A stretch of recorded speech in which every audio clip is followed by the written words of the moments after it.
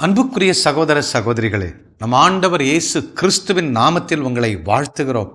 நல்லா இருக்கீங்களா? அன்பான சகோதர சகோதரிகளே, கடந்த பல வாரங்களாய் பரலோக ராஜ்யத்தினுடைய முக்கியமான பண்புகளை குறித்து நாம் தியானித்துக் கொண்டிருக்கிறோம்.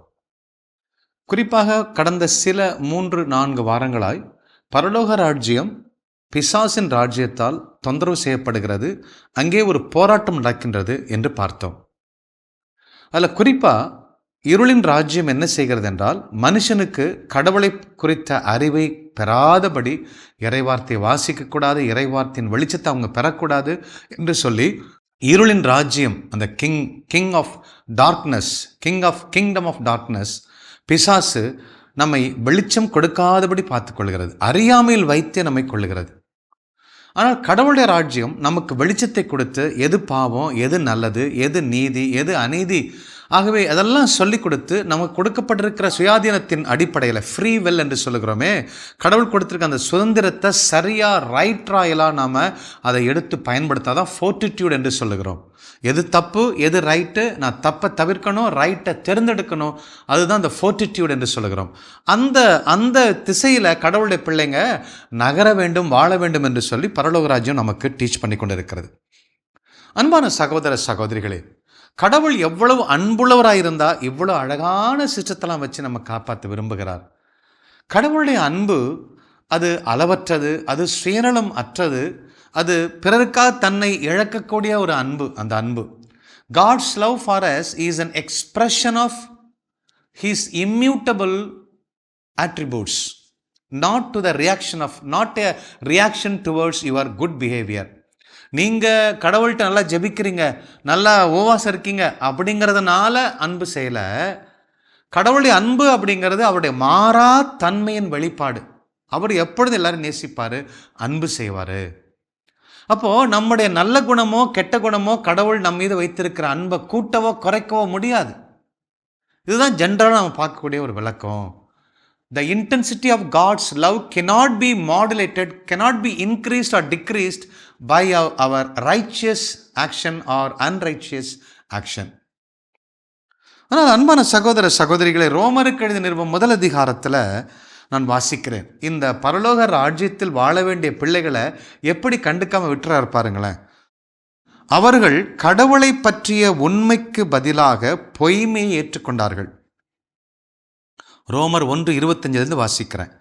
படைக்கப்பட்டவற்றை வழிபட்டு அவற்றுக்கு பணி செய்தார்கள், படைத்தவரை மறந்தார்கள், அவரே என்றென்றும் போற்றுதற்குரியவர், ஆமென் அப்படின்னு சொல்லிட்டு, ஆகையால் கடவுள் கட்டுக்கடங்காத இழிவான பாலுணர்வு கொள்ள அவர்களை விட்டுவிட்டார். அதன் விளைவாக அவர்களுடைய பெண்கள் இயல்பான இன்ப முறைக்கு பதிலாக இயல்புக்கு மாறான முறையில் நடந்து கொண்டார்கள். அவ்வாறே ஆண்களும் பெண்களோடு சேர்ந்து இன்பம் பெறும் இயல்பான முறையை விட்டு தங்களிடையே ஒருவர் மீது ஒருவர் வேட்கை கொண்டு காமத்தீயால் பற்றி எறிந்தார்கள். ஆண்கள் ஆண்களுடனும் வெட்கத்துக்குரிய செயல்களை செய்து தங்கள் நெறி தவறியதற்கான கூலியை தங்கள் உடலில் பெற்றுக்கொண்டார்கள். உடல்ல நோய் பாருங்க.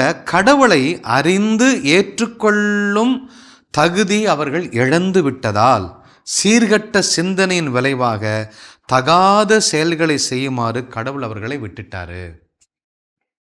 அப்போது பரலோக ராஜ்யம் என்பது பாருங்க, உணவை கொடுக்குறாங்க, ஃபேட்டி ஃபுட்டை கொடுக்குறாங்க, அழைக்கிறாங்க, கூப்பிடுறாரு, எல்லாரையும் கூப்பிடுறாரு, எல்லாருக்கும் உண்டு.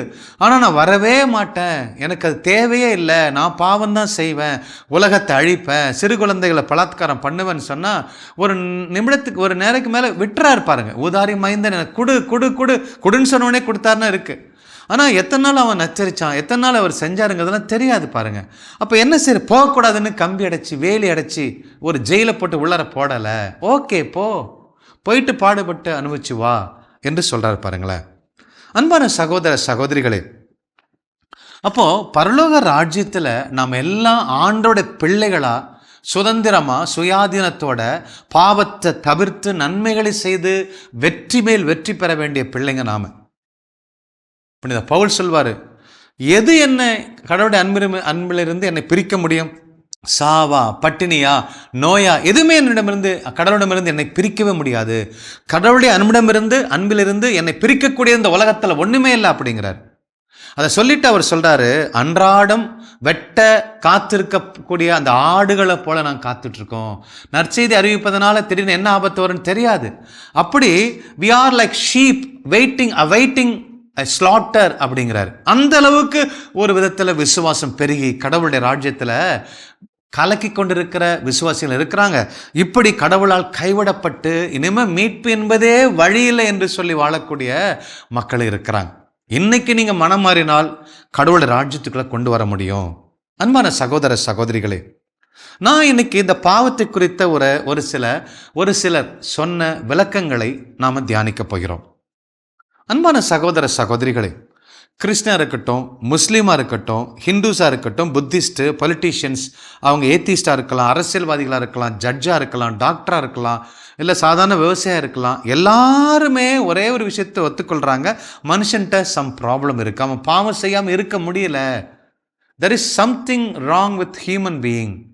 அவனால் பாவம் செய்யாமல் இருக்க முடியல, அவன் எல்லாரும் பாவம் செய்கிறான் ஒரு அளவுக்கு அப்படிங்கிறத எல்லாரும் ஏற்றுக்கொள்கிறாங்க. அப்போது இதை தான் நாம் கண்டுபிடிச்சு தவிர்க்கணும். பாருங்க, the Bible teaches that sin is the problem, that each human being is born with a selfish heart. சங்கீதம் 51:5 சொல்லப்படுகிறது, சுயநலத்தோட தான் பிறக்கிறாங்க, அவங்க பாவத்தோட தான் தன் தாய் தன்னை கருத்தரித்தால் அந்த பாவத்தோட தான் பிறக்கிறாங்க. ஆனால் பாவம் என்ன செய்யுதுன்னா, இந்த பாவம் நமக்குள்ள இருக்கிற பாவம் நம்மை தீய அக்லி திங்ஸ், அசிங்கமான காரியங்களை செய்ய தூண்டுகிறது, பிறரை துன்புறுத்தக்கூடிய வார்த்தைகளை பேச வைக்கிறது, சே ஹர்ட்ஃபுல் திங்ஸு, அப்புறம் விக்கெட் திங்ஸ், மிக மோசமான கெட்ட அசிங்கமான காரியங்களை அது செய்ய வைக்கிறது. அன்பான சகோதர சகோதரிகளே, பாவம் என்பது நம்மளுடைய வாழ்க்கையை ஒட்டுமொத்தமாக ஆல்டர் பண்ணக்கூடிய ஒரு ஆஸ்பெக்ட். தலைகளை தூக்கி போட்டுரும், அழிச்சு பாதாளத்தை தூக்கி போட்டுரும். அந்த பாவத்தில் நம்ம விடுதலை பெற வேண்டும். பாவத்தை ஈஸியாக நம்ம நிறுத்த முடியும். இறை வார்த்தையை வாசித்து அதன்படி நம்முடைய வாழ்க்கை கொடுக்கும் பொழுது எந்த அளவுக்கு அவர் சொல்கிறாருன்னா, நான் வெட்டப்பட காத்திருக்கக்கூடிய ஆட்டை போல, அந்த கசாப் கடையில் சண்டே காலில் வெட்ட போகிறாங்க, 10 ஆடை, அந்த அந்த ஆடுங்கள்லாம் காத்துட்ருக்கு. அப்படி இருந்தாலும் நான் கடவுளை விட்டு பிரிய மாட்டேன், அப்படி ஒரு விசுவாசத்தில் பற்றி எறிகிறார் புனித பவுல். அன்பான சகோதர சகோதரிகளே, sin is not hurtful because it is forbidden. பாவத்தை நம்ம forbidden அப்படின்னா தவிர்க்கிறோம், செய்யக்கூடாது என்று சொல்லியிருக்கிறார். அப்போது செய்யாமல் இருந்தால் அது நம்ம எந்த துக்கத்தையும் சோகத்தையும் கொடுக்காது. sin is not hurtful, நம்ம துன்பப்படுத்த முடியாது தவிர்க்கும்போது. but forbidden because it is hurtful. அப்போ எப்போ உங்களுக்கு ஒரு பாவம் உங்களுக்கு மனஸ்தாபம் கொடுக்கிறதோ வேதனை கொடுக்கிறதோ அதை தவிர்த்திருங்க என்று சொல்லி பெஞ்சமின் பிராங்க்லின் அப்படிங்கிற ஒரு அறிஞர் அவர் சொல்றார். அன்பானவர்களே, லவோசி, சைனீஸ் பிலாசபர் லவோசி அப்படிங்கிற ஒருத்தவங்க என்ன சொல்றாங்க அப்படின்னா, மேரேஜ் அப்படிங்கிறது, திருமணம்னா என்ன, marriage is 3 parts love and 7 parts forgiveness of sin அப்படிங்கிறார். ஒரு குடும்பம் அப்படிங்கிறது 3 பகுதி அன்பு செய்யணும், 3 பகுதி அன்பு செய்யணும், 7 பகுதி மனைவி கணவனுடைய பாவங்களை மன்னிச்சுக்கிட்டே இருக்கணும். அதான் குடும்பம் அப்படிங்கிறது அப்படி தான் இருக்கு பாருங்க.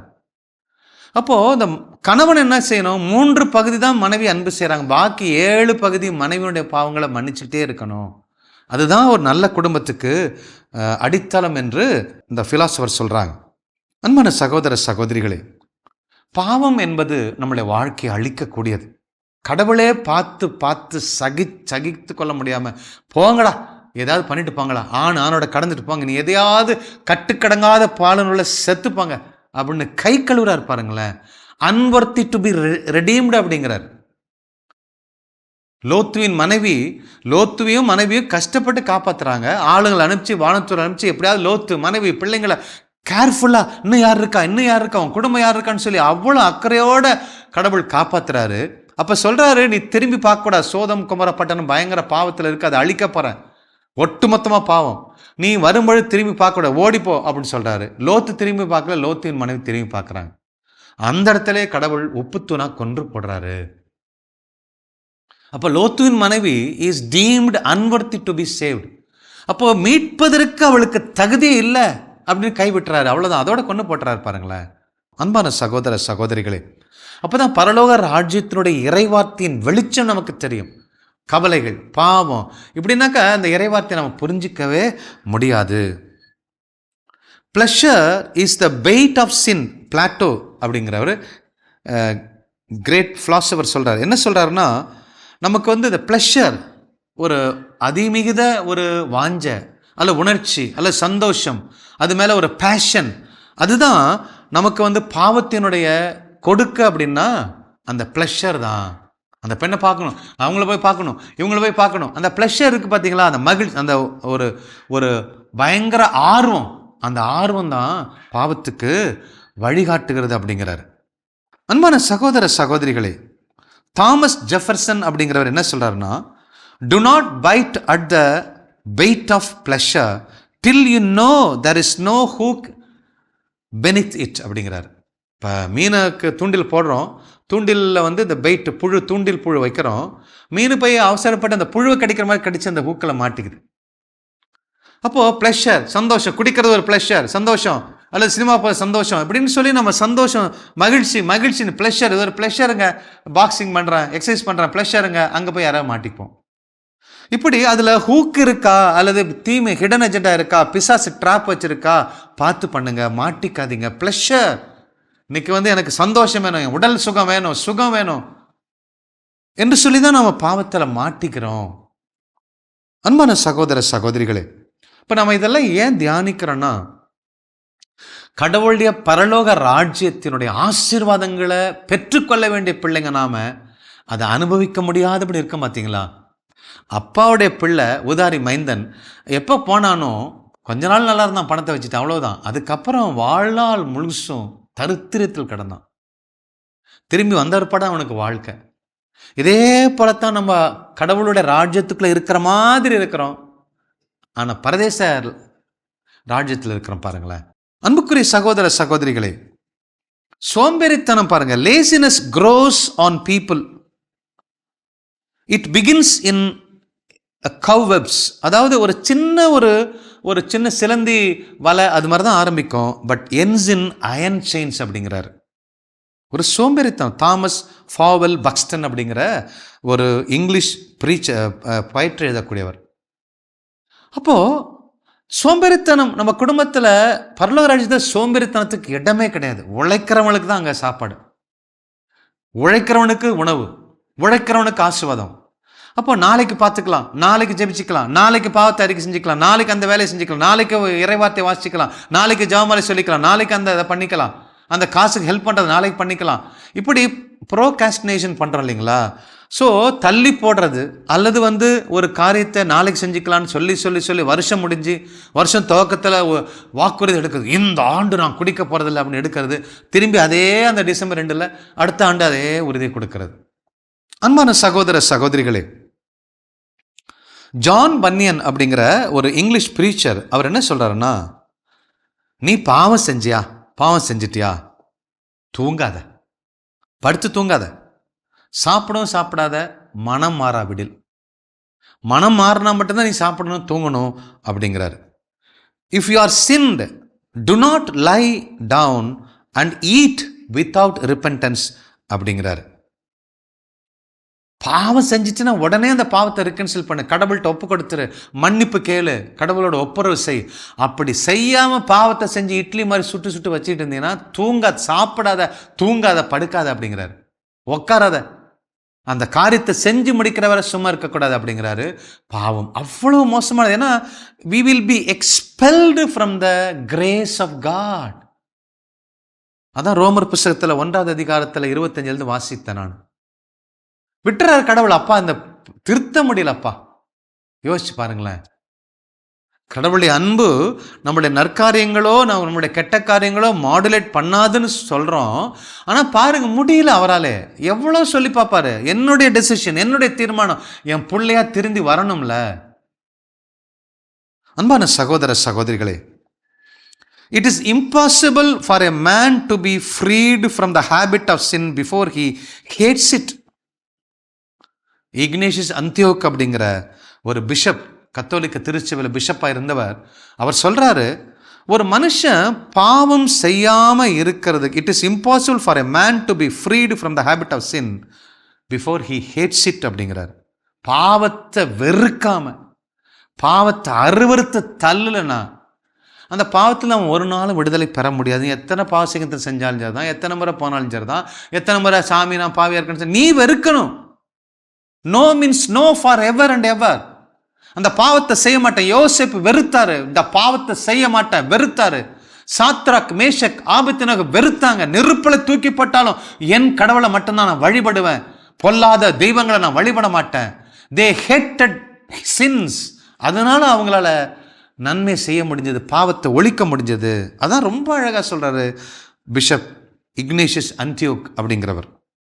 It is impossible for a man to be freed from the habits of sin before he hates it, just as it is impossible to receive forgiveness before confessing his trespasses அப்படிங்கிறார். இப்போ நான் அத்துமீறல் செஞ்சிட்டேன், கடவுளுக்கு எதிராக பாவம் செஞ்சிட்டேன், பாவரிக்கை செய்யாமல் எனக்கு மன்னிப்பு கிடைக்காது. நான் போய் உட்காந்து பாவத்தட்டில் உட்காந்து நான் என்னுடைய பாவத்தை அறிக்கை செய்கிறேன்னா கடவுளுடைய இரக்கத்தை நான் அறிக்கை செய்கிறேன். Though I am confessing my sin, but in fact, in reality, I am confessing the mercy of my Lord. பாவத்தை அறிக்கை செஞ்சாலும் கடவுளுடைய இறக்கத்தை. நான் ஒரு விபச்சாரம் பண்ணதை போய் அறிக்கை செய்ய என்ன பெரிய விஷயம் இருக்கு? பெரிய அறிக்கை.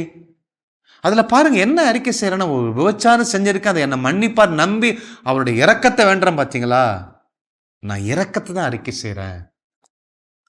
அன்பான சகோதர சகோதரிகளே, இப்பேற்பட்ட கருத்துக்களை நாம் உள்ளத்தில் வைத்துக் கொள்வோம்.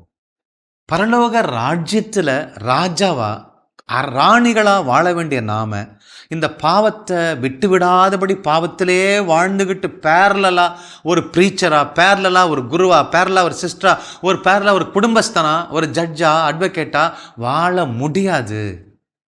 விட்டுருவாரு, போ உன் இஷ்டப்படி போ. You are unworthy to be, you are unworthy, you are estimated unworthy to be redeemed அப்படின்னு சொல்லுவாரு. அந்த நிலைக்கு நாம் போயிடக்கூடாது. ஆகவே அன்புக்குரிய சகோதர சகோதரிகளே, உலகெங்கும் பார்த்து கொண்டிருக்கிற தமிழ் மக்களே, பாவத்தை தயசு விட்டுருவோம். அதுக்கும் நமக்கு மிகப்பெரிய ஒரு வல்லமை இறைவார்த்தை.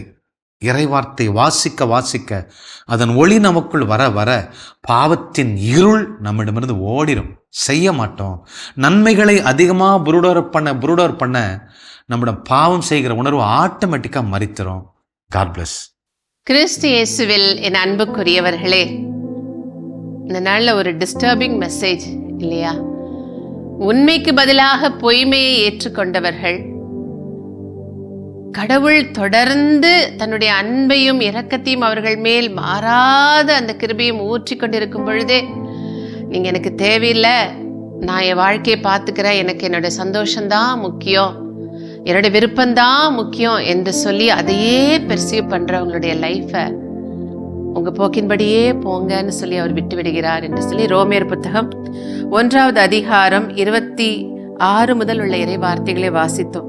கடவுளை அறிந்து ஏற்றுக்கொள்ளும் தகுதியை அவர்கள் இழந்து விட்டதால் சீர்கெட்ட சிந்தனையின் விளைவாக தகாத செயல்களை செய்யுமாறு கடவுள் அவர்களை விட்டு விட்டார். என்ன ஒரு கொடூரமான ஒரு நிலைமை பாருங்க. கடவுள் அவர்களை விட்டு விடுதல் என்பது மிக கொடூரமான ஒரு நிலைமை. இன்னைக்கு நம்ம எல்லாம் அந்த கிருபையில் தான் இன்னும் இருக்கும். அதனாலதான் நீங்க உட்கார்ந்து இறை வார்த்தையை கேட்குறீங்க, இன்னைக்கு மாதா டிவியை பாக்குறீங்க, ஒரு திருப்பலி ஒப்பு கொடுக்க நினைக்கிறீங்க, உங்களை ஜெபிக்கிறீங்க. ஆனா இன்னைக்கு உங்க குடும்பத்தின் சூழ்நிலையை கொஞ்சம் யோசிச்சு பாருங்க. உங்க கணவரா இருக்கலாம், இல்ல உங்க மனைவியா இருக்கலாம், இல்ல உங்க பிள்ளைகளா இருக்கலாம், உங்க பேர பிள்ளைகளா இருக்கலாம்.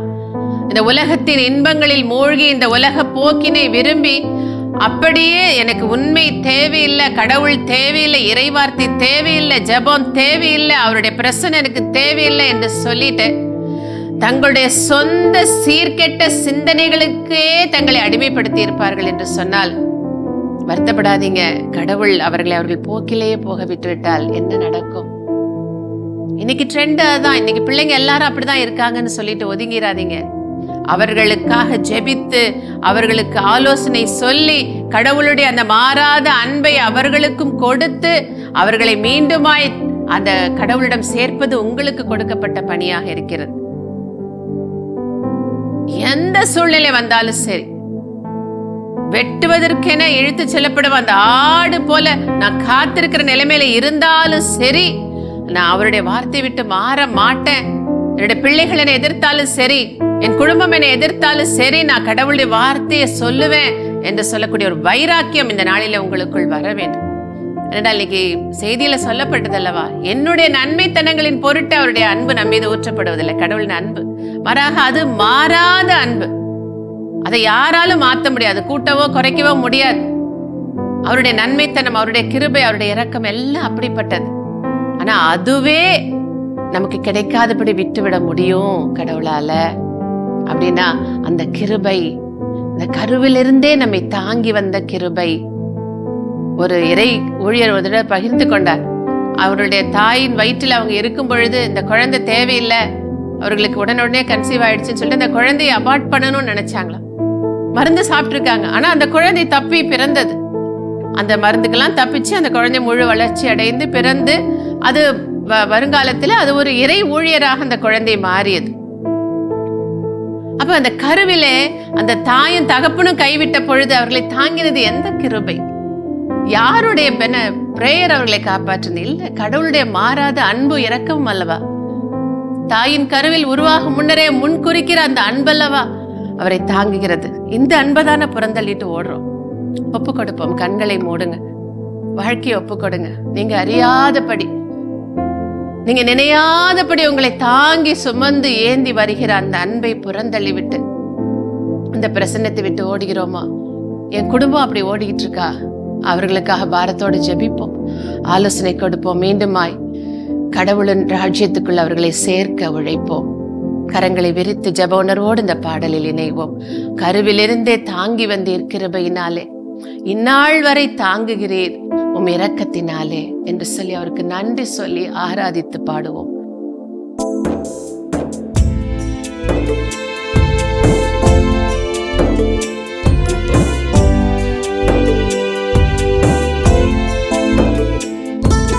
கருவிலிருந்தே தாங்கி வந்தீர் கிருபையினாலே, இந்நாள் வரை தாங்குகிறீர் இரக்கத்தினாலே. கருவிலிருந்தே தாங்கி வந்தீர் கிருபையினாலே, இந்நாள் வரை தாங்குகிறீர் இரக்கத்தினாலே. தாங்கினீர், தப்புவித்தீர், சுமந்தீர், சுகம் தந்தீர். தாங்கினீர், தப்புவித்தீர், சுமந்தீர், சுகம் தந்தீர். கருவிலிருந்தே தாங்கி வந்தீர் கிருபையினாலே, இந்நாள் வரை தாங்குகிறீர் இரக்கத்தினாலே. ஆண்டவரே, நீர் என்னுடைய தகப்பன் என்று சொல்லி அல்லவா இதுவரை தாங்கி வந்தேன். என்னுடைய நன்மைத்தனங்கள் உம்முடைய அன்பை எனக்கு பெற்றுக் கொடுக்கலப்பா, மாறாத உம்முடைய பண்புகள் அல்லவா இது நாள் வரை என்னை தாங்கி வருகிறது. இந்த அன்பை விட்டு நான் ஓட மாட்டேப்பா. என் குடும்பம் ஓடக்கூடாது, என் சந்ததி ஓடக்கூடாது. அந்த அன்புக்குள்ள நாங்க வந்து சரணடைகிறோம் சுவாமி, எங்களை ஏற்றுக்கொள்ளுங்க.